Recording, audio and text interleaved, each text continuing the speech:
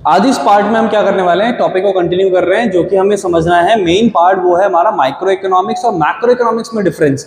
चलिए अभी क्या है, हमारा बताया गया है कि micro economics is the part of the economic theory which studies the behaviour of the individual unit of a economy.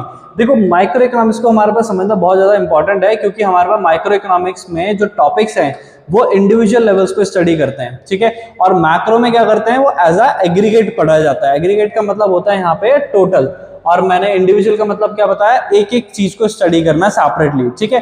अब माइक्रो का आप ये भी बोल सकते हो कि micro is a small study and macro is a broad study, fine. यानी कि कोई भी चीज, जैसे कि अगर हम बात करें, हमारे पास तीन सेक्टर हैं, हमारे पास प्राइमरी है, सेकेंडरी है और टर्शरी है। अगर मैं बोल रहा हूँ हम सिर्फ क्या कर रहे हैं, टर्शरी को स्टडी कर रहे हैं, तो इट मीन्स वो एक इंडिविजुअल स्टडी हो गई, है ना। लेकिन अगर हम सभी सेक्टर्स को स्टडी कर रहे हैं तो वो क्या हो गया, हमारा एग्रीगेट स्टडी होगी, टोटल स्टडी होगी। और टोटल स्टडी किसका पार्ट है, total study is a part of macro economics. और इंडिविजुअल जो स्टडी रहेगी, जैसे हम सिर्फ प्राइमरी को स्टडी कर रहे हैं तो वो it's a part of micro economics. तो एक समझने का बस तरीका है जिसके थ्रू आपने समझना है। चलिए कंटिन्यू करते हैं, हमारे पास और क्या बताया गया है उसके थ्रू। हमारे पास और भी डिटेल है, जैसे कि सेकंड पॉइंट में हमें बताया जा रहा है कि it studies the individual demand and supply. Market में जो भी हमारे पास डिमांड एंड सप्लाई हो रही है, ठीक है, वो अगर हम इंडिविजुअली इससे स्टडी करते हैं, जैसे सपोज आपकी डिमांड क्या है और मेरी सप्लाई में क्या करना चाह रहा हूं, है ना, इंडिविजुअली एक एक लोगों पर्सन के हम यहाँ पे स्टडी कर रहे हैं, इंडिविजुअल पर्सन पे, तो डिमांड एंड सप्लाई को लेकर, तो वो किसका पार्ट है, वो हमारी माइक्रो इकोनॉमिक्स का पार्ट है। तो in the micro economics we study the individual demand and the supply of the producer and consumer, हम यहाँ पे ये लिख सकते हैं। इसके बाद हमारे पास microeconomics is also known as price theory. तो यहाँ पे हम बोल सकते हैं भाई microeconomics has a alternate name that is price theory, या it is also known as the price theory, है ना। बेसिकली माइक्रो इकोनॉमिक्स को स्टडी करने का फायदा क्या है, या हम इसमें क्या एम है हमारा ऐसा स्टडी करने का, वो है it aims to determine the price of a commodity और द फैक्टर ऑफ प्रोडक्शन। इससे हम क्या पता करते हैं कि भाई जो प्राइस है हमारे किसी चीज का, कमोडिटीज का, वो क्या है, इंडिविजुअल प्राइसेस, हमारे फैक्टर ऑफ प्रोडक्शन को हम किस तरह से इस्तेमाल कर रहे हैं, हम जो प्रोडक्शन कर रहे हैं वो कौन कौन से फैक्टर्स हैं। तो छोटे छोटे लेवल पे हम स्टडी जो भी कर रहे हैं वो हमारी माइक्रो का पार्ट है, ठीक है। चलिए कंटिन्यू करते हैं हमारे पास मैक्रो इकोनॉमिक्स को समझ के। मैक्रो इकोनॉमिक्स में कहा जा रहा है कि macro economics is the part of the economics theory which studies the behaviour of aggregate of the economies as whole. यानी कि हम क्या कर रहे हैं, सभी चीज को स्टडी कर रहे हैं एग्रीगेट लेवल पे या फिर एज अ होल, दोनों का मतलब क्या है, टोटल है ना, सभी चीज को स्टडी करना। चलिए और कहते हैं हमारे पास it studies the aggregate demand and aggregate supply of economy, है ना।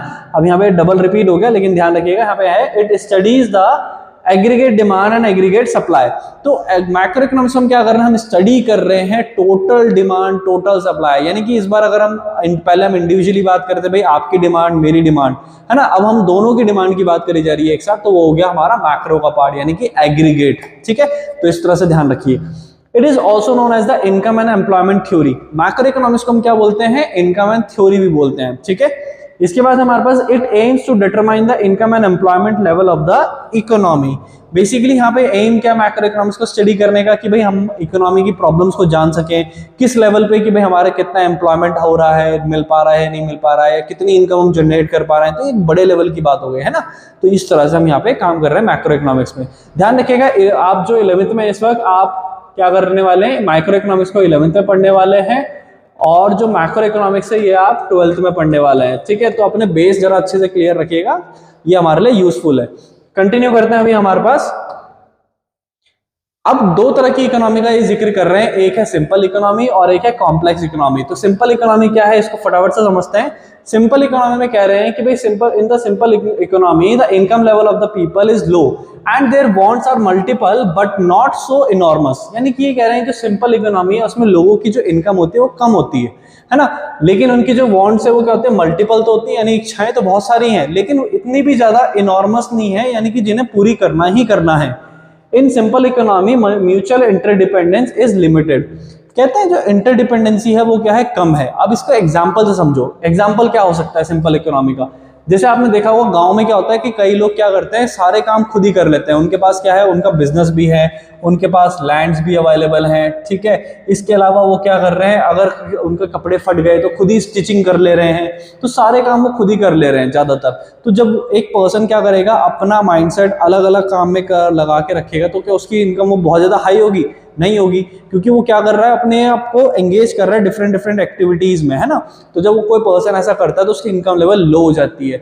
लेकिन इस साथ साथ एक फायदा है कि उसकी इंटरडिपेंडेंसी भी लो हो जाती है, यानी जो डिपेंड है वो दूसरे लोगों पे, उसे अब अपने कपड़े सिलवाने के दर्जी पे नहीं जाना है, किसी और का राशन के लिए उसे किसी और क्या नहीं जाना है, अपना खेत है उसके पास, है ना, तो अपनी चीज को फुलफिल खुद ही कर सकता है। तो इंटरडिपेंडेंसी कम हो गई, है ना। यहाँ पे फार्मर या फिर रूरल एरियाज के लोगों का एग्जाम्पल मेंशन कर सकते हैं, उनकी इंटरडिपेंडेंसी कम होती है। तो यहाँ पर इसके बाद क्या बताएगा भाई, कॉम्प्लेक्स इकोनॉमी। कॉम्प्लेक्स इकोनॉमी क्या है, income level of the people is high and their wants are multiple and enormous. यहाँ पर क्या होता है, लोगों की इनकम भी ज्यादा होती है और उनकी इच्छाएं भी बहुत है, लेकिन ऐसी इच्छाएं हैं जो पूरी करनी भी बहुत जरूरी है ना।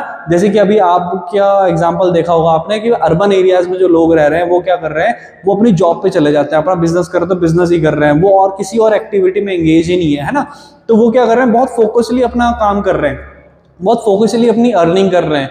तो उससे हो क्या रहा है भाई, वो बहुत ज्यादा पैसा कमा पा रहे हैं उस चीज के थ्रू, है ना। लेकिन उनकी जो डिपेंडेंसी है in complex economy, interdependency is very high. अब सपोज उनके कपड़े फट गए तो उन्हें आता नहीं है सिलना, तो वो क्या करेंगे, वो टेलर पे जाएंगे, है ना। उनके पास लैंड्स तो हैं लेकिन उन्हें सब्जियां भी ग्रो नहीं करना आता, क्योंकि वो तो बिजनेसमैन है ना। तो वो क्या करेंगे, वो वेजिटेबल सेलर के पास जाएंगे उसे परचेस करने के लिए, है ना। तो इस तरह से तो यहाँ पर क्या इंटरडिपेंडेंसी बढ़ जाएगी लोगों की। तो ये चीज है हमारे पास दो डिफरेंसेस, सिंपल इकोनॉमी और कॉम्प्लेक्स इकोनॉमी में, ठीक है। चलिए अभी देखते हैं इसके बाद क्या है हमारे पास। इसके बाद हमारे पास आएगा हमारे पास टाइप्स ऑफ इकोनॉमी। ये तीन है, बहुत इंपॉर्टेंट है, जिसको हम कवर अप करेंगे हमारे नेक्स्ट पार्ट में।